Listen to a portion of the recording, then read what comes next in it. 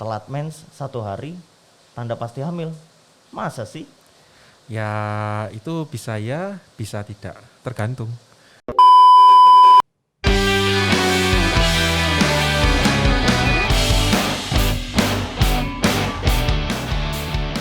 Assalamualaikum warahmatullahi wabarakatuh. Selamat sore semuanya. Saya Dr. Rudolf. Di sini saya sebagai host yang kali ini akan menemani perbincangan kita. Di sini saya sudah kedatangan narasumber yaitu Dr. Zaki Arda, spesialis obstetri dan ginekologi. Halo dokter, apa kabar? Halo Dokter Rudolf, alhamdulillah baik. Ya, dokter, kali ini kita mau ngobrolin soal kehamilan nih dokter. Gimana dokter? Oke, boleh. Iya. Tentang apa ini yang mau dibahas? Oke, ini dokter, saya ingin sering ada pertanyaan nih dok. Kalau sebelum hamil itu ada nggak sih dok hal-hal yang perlu disiapkan dok? Oke, jadi untuk pasangan usia subur yang baru aja menikah ya, ketika sudah mempersiapkan dirinya untuk hamil seorang wanita, itu harus diperhatikan adalah persiapannya dulu, persiapan yang matang. Satu, itu adalah persiapan secara mental dulu untuk jadi seorang ibu hamil sampai melahirkan itu harus siap dulu gitu loh. Terus yang kedua tentu persiapan untuk sebelum hamil adalah secara klinis. Secara klinis itu kita bisa yang paling umum adalah cek tokso, rubella, CMV, cytomegalovirus infeksi itu. Pernah dengar? Pernah dok.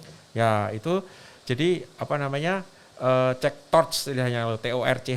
Nah, itu TORCH itu sangat penting karena itu biasanya nggak ada gejala Dokter Rudolf. Jadi kalau terinfeksi itu 90% pasien itu nggak ada gejalanya. Kalau ada pun biasanya ringan sekali, cuma dianggap flu biasa.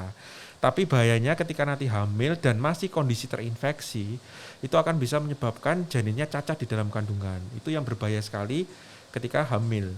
Dan itu walaupun dulu kehamilan, misalnya ini mau hamil kedua ya, kehamilan pertama baik-baik aja, sehat bayinya, tapi kalau mau hamil kedua tetap harus dicek tokso, rubella, CMV, cytomegalovirusnya sama HSV, virus HSV-nya.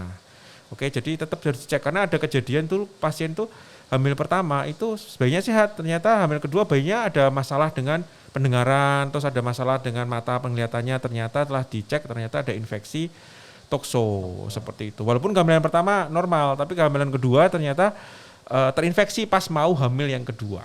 Jadi itu yang perlu disiapkan seperti itu. Terus kalau misalnya ada riwayat-riwayat keguguran sebelumnya, misalnya mau hamil tapi keguguran terus ya perlu mungkin dicek fungsi pembekuan darahnya, apakah normal atau ada kelainan. Karena ada beberapa itu kelainan pada faktor-faktor pembekuan darah itu yang menyebabkan gagal hamil atau keguguran yang berulang seperti itu.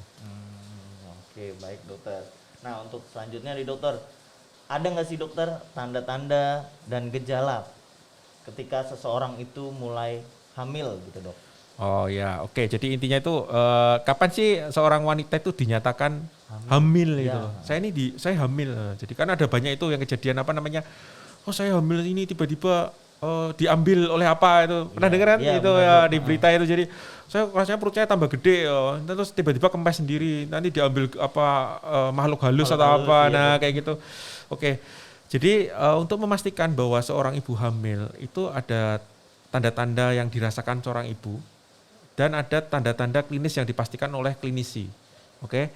Yang tanda-tanda yang dirasakan oleh seorang ibu itu biasanya satu, ya tentu saja telat menstruasinya. Yang biasanya menstruasi tanggal 3, ini tunggu sampai tanggal 15 kok belum mens. Nah, kayak gitu. Itu salah satu tanda, tapi belum tentu pasti itu karena ada beberapa orang yang memang mensnya telat bukan karena kehamilan, ada banyak penyebabnya. Nanti kita bahas di segmen lainnya ya. Salah satu tandanya adalah mensnya terlambat ya. Kedua, terus biasanya morning sickness atau mual mutah atau bahasa Jawa bahasa gaulnya itu ngidam gitu loh. Ya ngidam, mual mutah, enak kok. Aku pagi itu kok enak, sukanya kalau gosok gigi enak, rasanya makan nggak enak kayak gitu.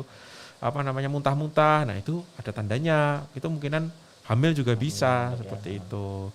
Terus ada yang ketiga itu perutnya tambah besar. Nah, tambah besar kadang-kadang ada kerasa geraan. Tapi kalau masih awal hamil biasanya nggak terlalu kerasa. Tapi kalau hamil udah mulai tambah gede biasanya perutnya akan tambah besar. Seperti tambah besar kerasa kok kayak tambah besar perutnya, tapi belum tentu juga karena ada orang yang perutnya tambah besar tapi nggak hamil juga ada seperti itu. Ini tanda-tanda yang dirasakan oleh ibu hamil ya. Nah, nanti kalau ibu hamil itu merasa kok itu yang dirasakan, nah coba nanti baru datang bisa ke bidan atau ke dokter nanti untuk dicek apakah saya hamil secara klinis apa enggak. Nah, pengecekan klinis nih biasanya kita lakukan itu satu yang paling gampang yaitu tes pack ya, cek apa tuh pakai stick itu cek air kencingnya. Terus kedua bisa dilakukan pemeriksaan darah yaitu kadar beta HCG.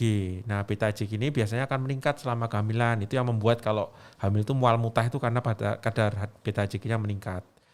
Terus selain itu ada pemeriksaan fisik. Jadi pemeriksaan fisik biasanya kita raba bagian daerah perut, kita palpasi, kita pegang, terus kita ada terasa nih rahimnya tambah membesar. Nah, gitu. Apalagi kalau hamilnya udah gede, itu kita bisa dengerin denyut jantung janinnya pakai Doppler. Biasanya kalau udah 16 minggu ke atas itu bisa kedengeran pakai Doppler kayak gitu. Terus kalau untuk sama ke dokter kandungannya, nah nanti bisa dilakukan USG. Kalau USG udah kelihatan kantong kehamilannya, udah kelihatan janinnya, udah terdengar denyut jantung janinnya, nah itu baru dinyatakan bahwa seorang wanita itu hamil secara klinis seperti itu. Jadi harus ada konfirmasi. Kalau baru terasa aja yang seperti saya kok perutnya tambah besar, terus mensnya telat kayak gitu, terus mual muntah, itu belum tentu hamil. Jadi harus dipastikan dulu. Jangan menyatakan dirinya hamil sebelum ditentukan oleh klinis dulu bahwa ya ibu hamil seperti itu. Oke. Dokter, untuk yang tadi dok, untuk yang soal test pack dok, ya. Sebaiknya itu kapan dok itu dilakukan pemeriksaan itu dok? Oke. Sebenarnya test pack itu bisa dilakukan biasanya 1 minggu setelah telat menstruasi itu udah bisa terdeteksi positif. Bahkan ada beberapa itu baru telat 3 hari aja di test pack udah positif gitu. Biasanya itu kan ditentukan oleh kadar beta HCG-nya. Kalau kadar beta HCG-nya udah di atas 50, biasanya itu akan terdeteksi positif di stripnya itu. Tapi kalau masih di bawah 50 mungkin 40-an itu masih agak-agak samar-samar seperti itu. Nah, seperti itu. Bisa. Jadi telat seminggu aja udah bisa dilakukan test pack. Kalau memang hamil biasanya akan positif seperti itu. Baiknya di pagi hari ya dok ya? Pagi hari, paling baik pagi hari. Jadi malam itu pagi kencing kan, malam itu terakhir kencing kan malam, terus nanti terkumpul pagi. Nah itu paling bagus pada saat bangun tidur kayak gitu. Ya dok. Terus untuk USG dokter, untuk USG. Nah sebaiknya tuh kapan dok, di umur kehamilan berapa untuk melakukan USG itu dokter? Oke, USG itu dilakukan pemeriksaan itu kalau menurut rekomendasi POGI itu minimal 3 kali, yaitu trimester pertama 1 kali, trimester kedua 1 kali, trimester ketiga 1 kali. Trimester pertama biasanya itu dilakukan pengecekan pada awal kehamilan, misalnya udah dites pack nih positif, biasanya datang aja pada saat hamil awal, misalnya 2 bulan sampai 3 bulan itu datang aja untuk USG. Nanti ditentukan apakah kehamilannya di dalam kandungan atau di luar kandungan, karena hamil belum tentu di dalam kandungan, bisa aja di luar kandungan seperti itu.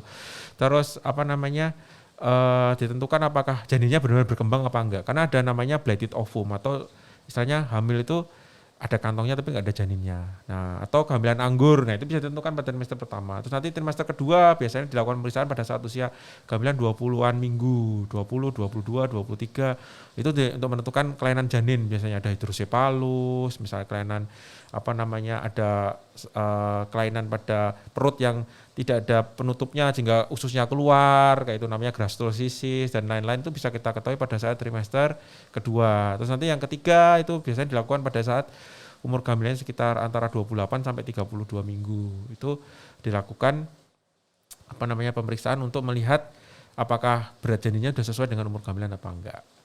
Itu. Nah, jadi kalau minimal itu, tapi kalau mau tiap bulan ya lebih bagus lagi. Ya, dok, ya.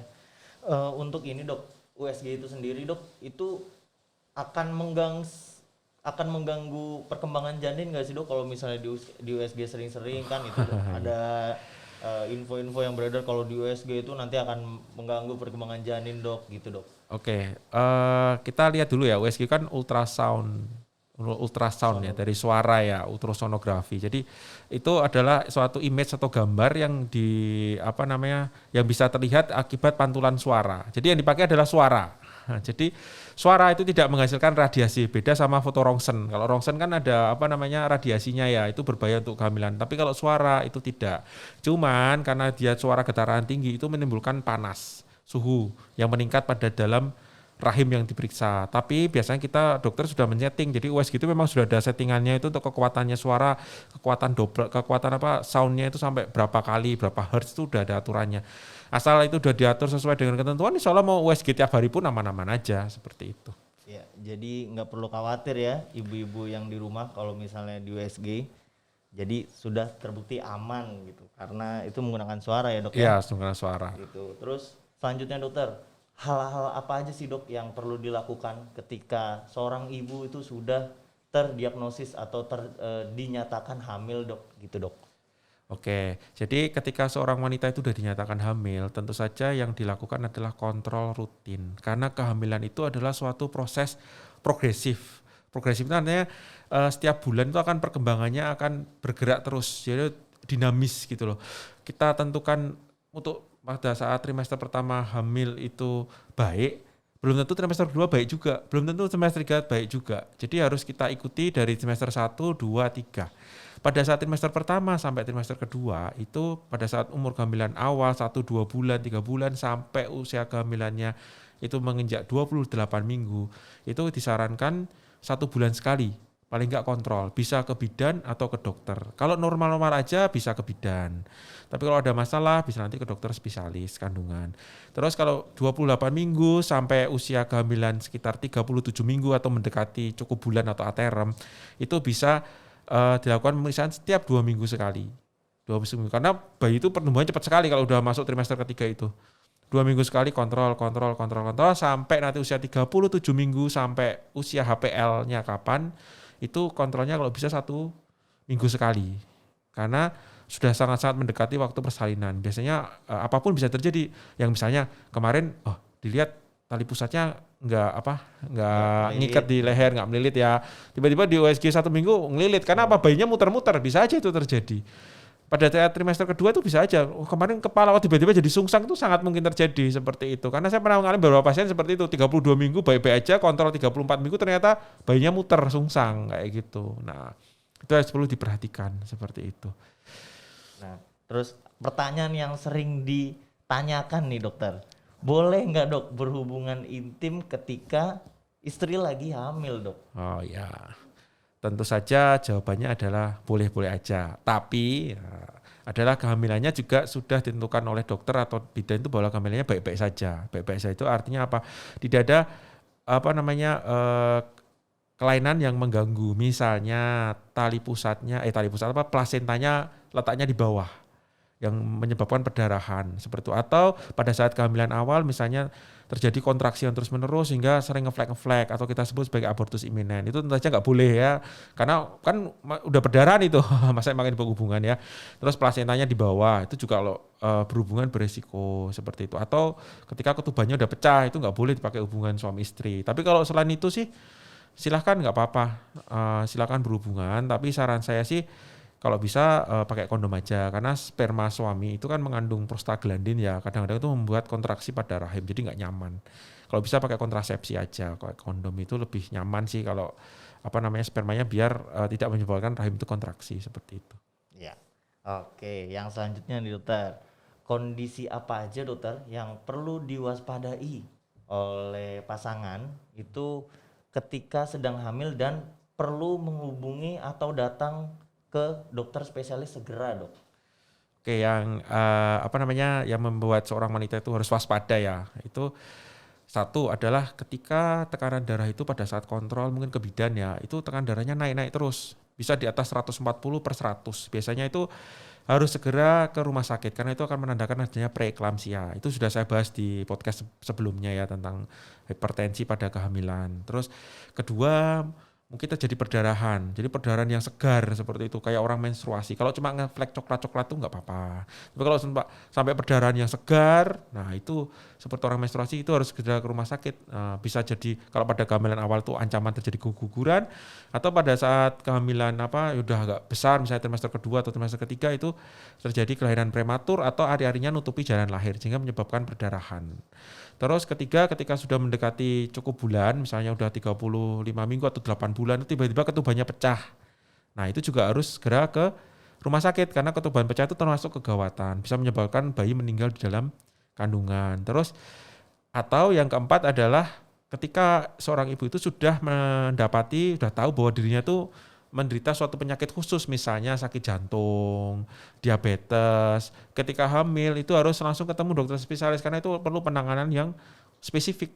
Tidak seperti orang yang tidak menderita misalnya penyakit jantung dan lain-lain, ibu normal, seperti itu.